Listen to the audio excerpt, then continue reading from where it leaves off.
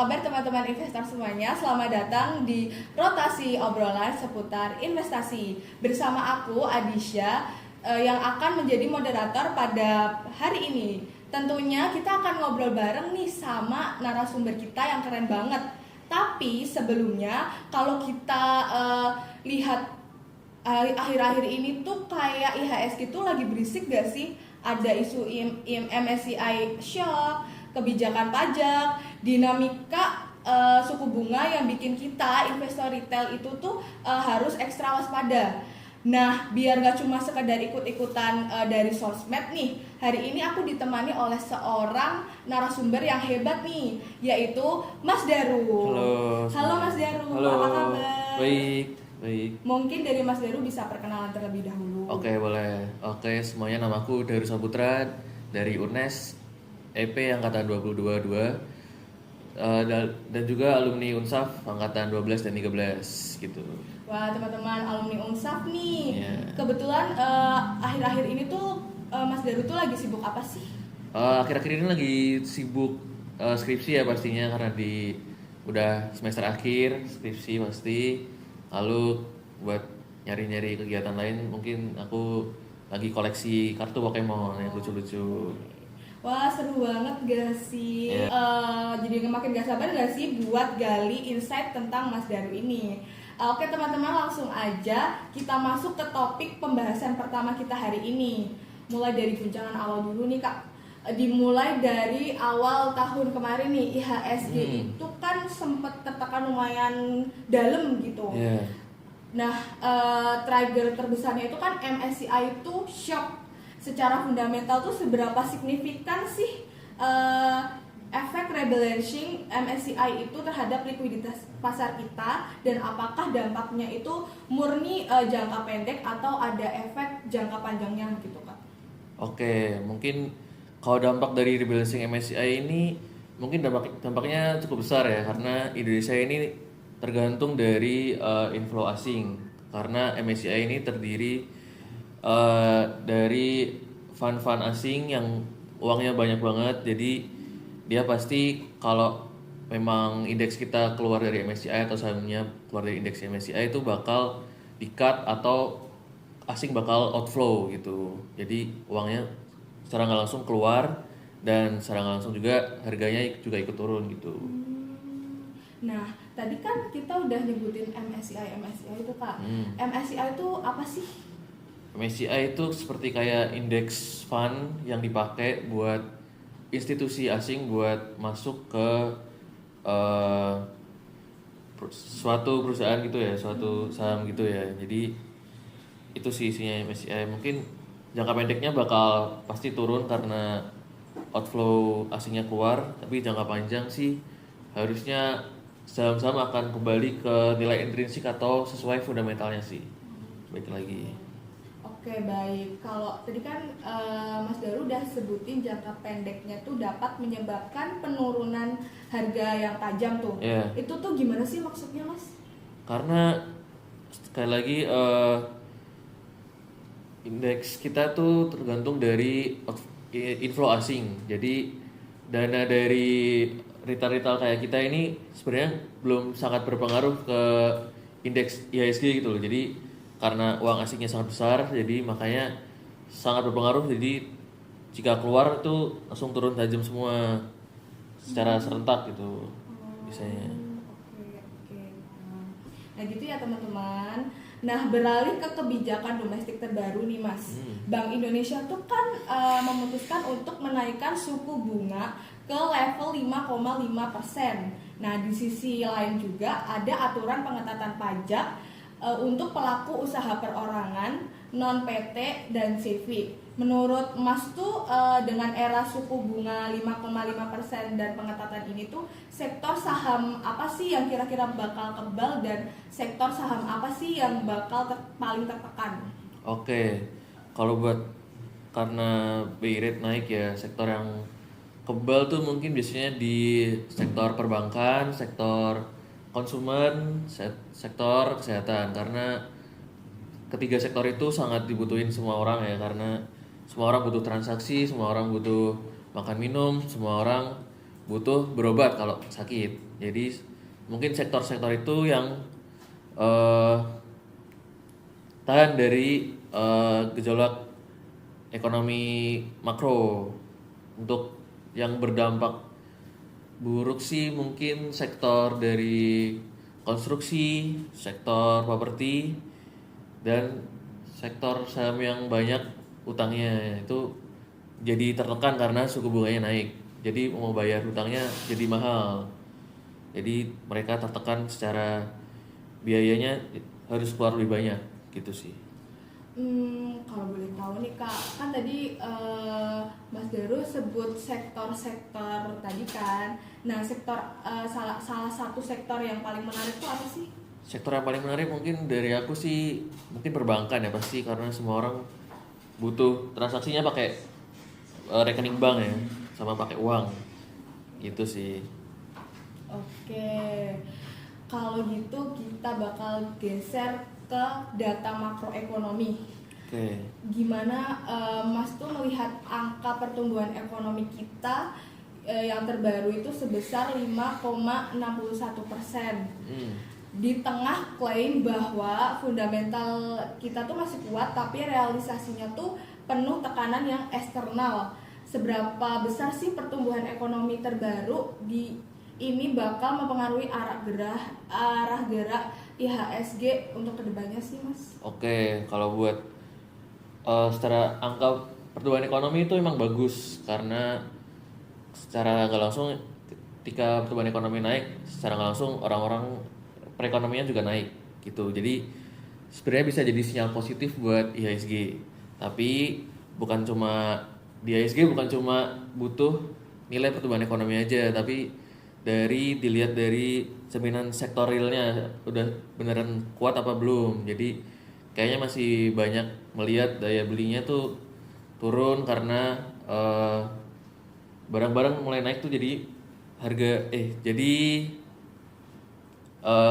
daya belinya mulai turun orang-orang untuk kelas menengah bahkan kelas bawah. Jadi gitu sih. Secara realnya mungkin kurang mencerminkan ya, jadi nggak terlalu berpengaruh ke IHSG gitu sih.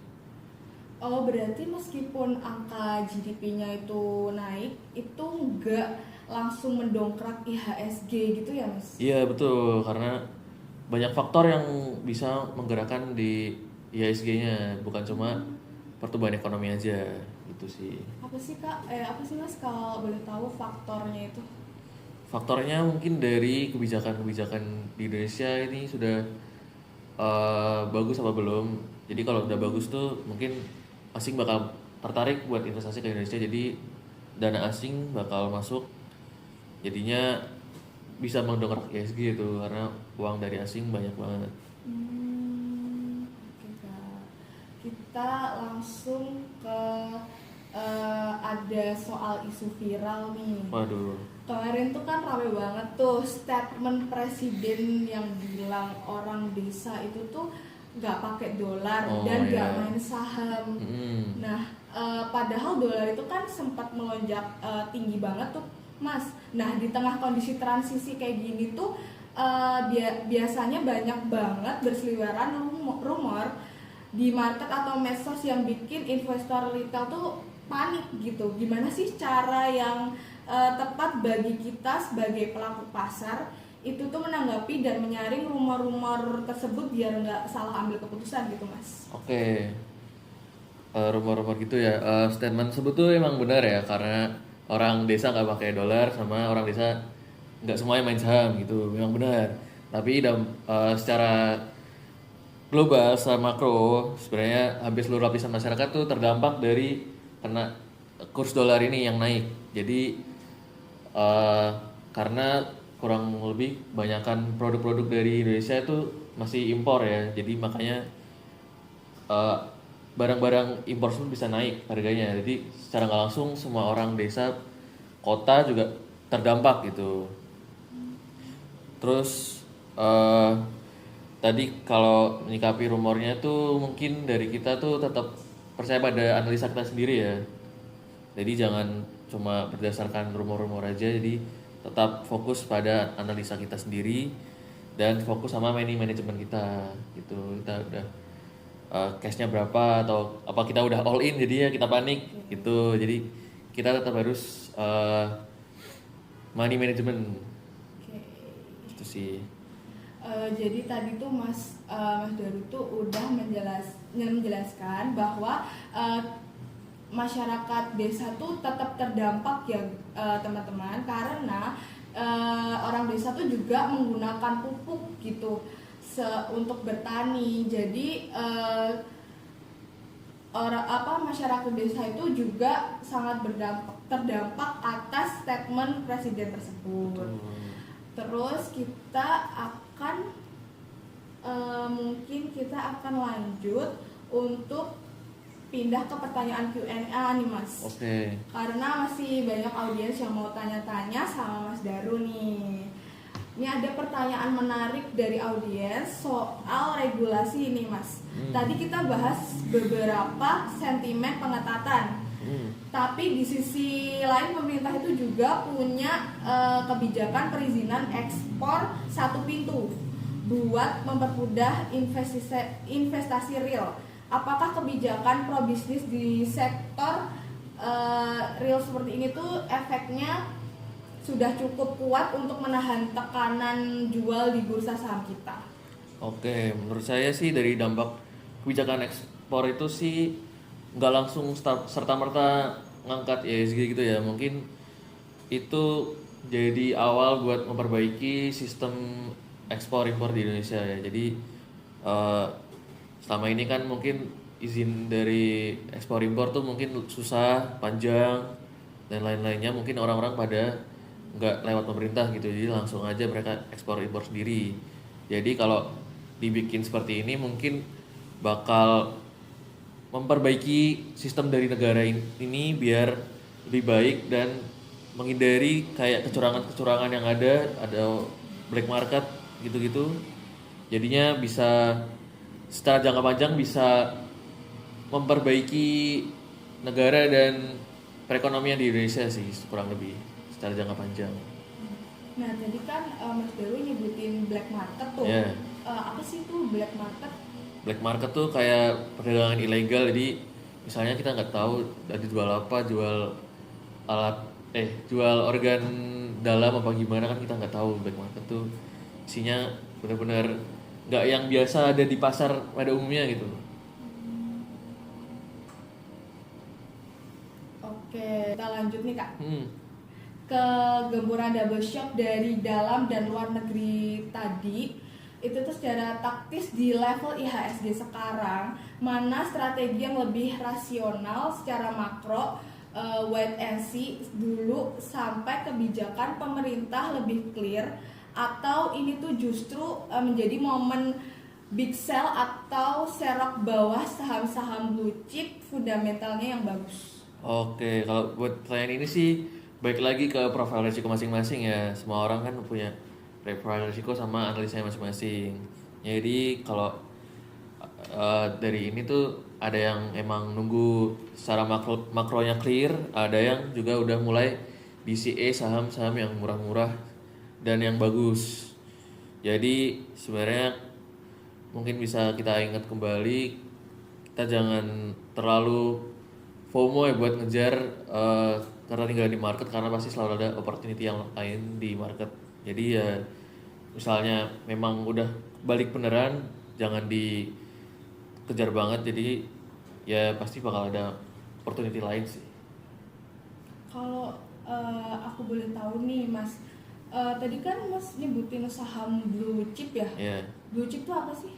Blue chip tuh saham-saham yang market cap-nya besar dan secara fundamentalnya tuh sangat baik tuh. Jadi perusahaannya secara nggak langsung tuh bagus banget gitu. Oke.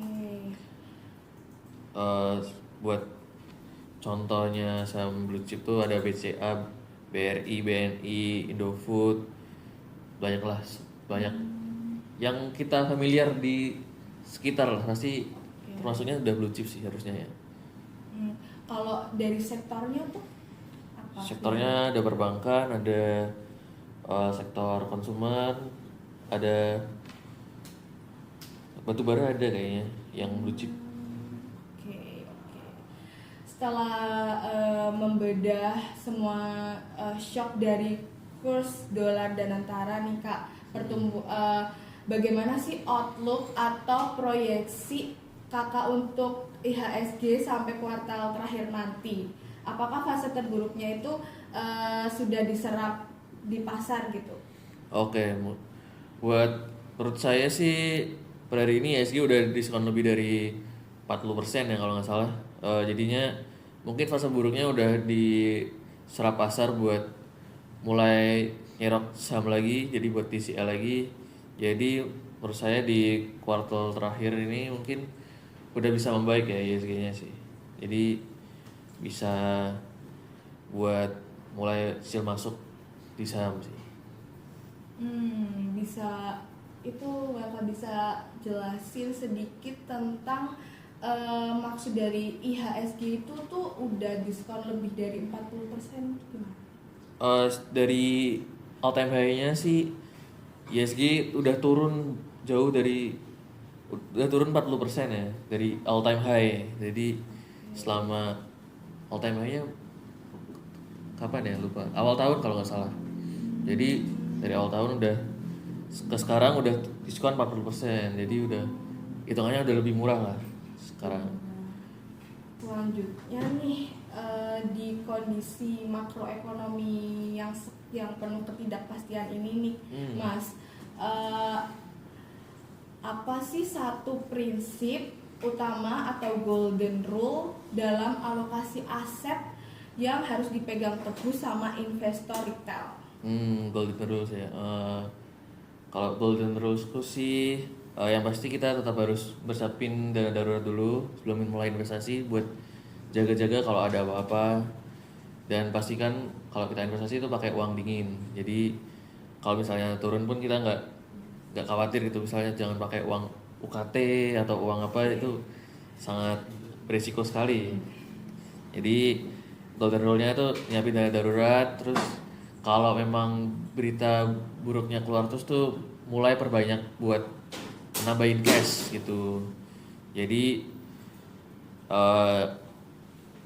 buat siap-siap kalau kenapa-kenapa, atau buat siapan buat reboundnya pasar gitu. Jadi buat ngambil opportunity di bawah gitu sih. Biasanya tuh Mas kan banyak yang FOMO tuh. Oh ya. Itu tuh gimana sih? Sebenarnya baik lagi jangan FOMO sih, karena pasti selalu ada opportunity yang ada di market setiap hari, karena market kan buka setiap Senin sampai Jumat ya. Jadi pasti selalu ada opportunity baru yang bisa kita ambil. Jadi jangan FOMO, sama kita tetap sesuaiin manajemen resiko kita, jangan terpengaruh sama orang lain gitu sih. Nah, caranya tuh gimana biar gak FOMO? Biar nggak FOMO sih kita baik lagi analisa kita sih gimana sih. Jadi kita analisa emang bagus apa enggak. Kalau kurang bagus mending jangan dikejar sih, karena nggak selalu yang naik tuh biasa aja, cuma rebound dikit, naik dikit, terus bisa turun lagi bisa aja. Jadi resikonya lumayan besar juga sebenarnya, sama aja. Terakhir nih Mas, dari Mas Daru sendiri tuh dengan kondisi market yang sekarang nih, strategi Mas sendiri tuh di saat market yang kayak gini tuh gimana sih? Kalau strategiku di market yang nggak bagus ini sih, aku perbanyak cash sih. Jadi cashnya mulai banyak, saham-saham yang ada atau saham yang nyangkut pun kalau bisa aku jualin biar jadi cash tuh buat nampung harga yang diskon atau udah mulai rebound gitu. Jadi kita bisa nangkap opportunity yang ada gitu sih. Wah, keren banget nih teman-teman. Oke, sebelum berakhir nih Mas, mungkin dari Mas Daru ada closing statement gak nih buat kita para investor retail? Buat closing statement sih, intinya kita jangan terlalu ngikut kata orang, jangan FOMO. Selalu ada opportunity yang lain di market, jadi jangan terlalu dikejar, jangan nge-push diri kalian buat selalu trading. Jadi pastinya akan ada next opportunity yang lain gitu sih. Baik, terima kasih atas closing statementnya Mas Daru. Sangat menginspirasi banget nih buat teman-teman dan investor retail gitu. Dan hari ini kita juga tahu banyak tuh tentang insight dari Mas Daru sendiri. Semoga podcast kali ini bisa menambah wawasan teman-teman mengenai pasar modal ya.